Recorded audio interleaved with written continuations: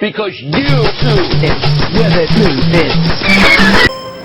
I was born in Point Pleasant, Ohio in 1822. At age 17, my father secured for me an appointment to the United States Military Academy. I said, I won't go. He said, I think you will. And I said, well, if you think I will, then I think I will. When I got to the academy, I was 17 years old. I was 5 feet tall and I weighed 105 pounds. I had found out that everyone at West Point gets a nickname. With a name like Hiram Ulysses Grant and those initials, I could only imagine what my nickname would be. However, the man who appointed me to the academy did not know my full name. He thought my middle name was my mother's maiden name of Simpson. So he put down Ulysses Simpson Grant, and I became Ulysses Simpson Grant. I had no idea what significance those letters, initials, would be 19 years later at the Battle of Fort Donelson, but I became Sam Grant, is my nickname. After graduating from West Point, left and went to Jefferson Barracks in St. Louis, met Julia Dent, a roommate of mine, Fred Dent, was his sister. So we became engaged. The Mexican War came along, I went to Mexico.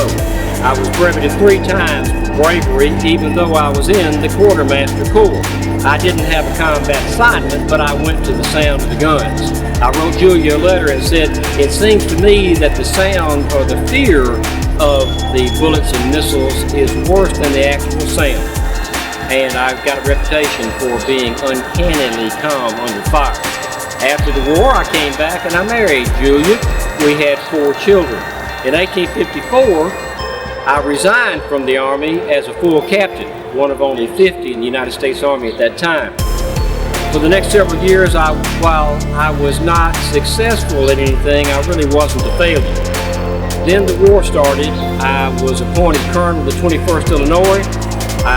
In July of 1861, we moved out to Springfield, Illinois.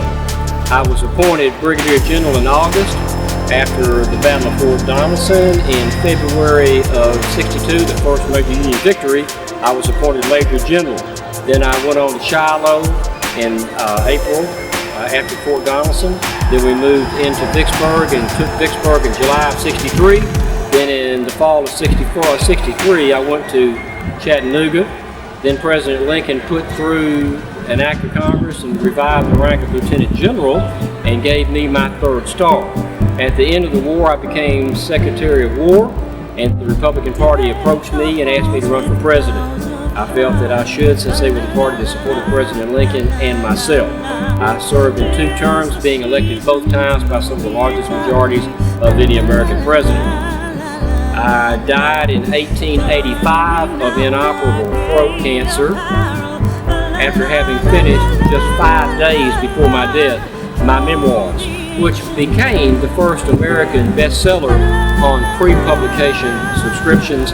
Julia made about $450,000 and her future and security were secure.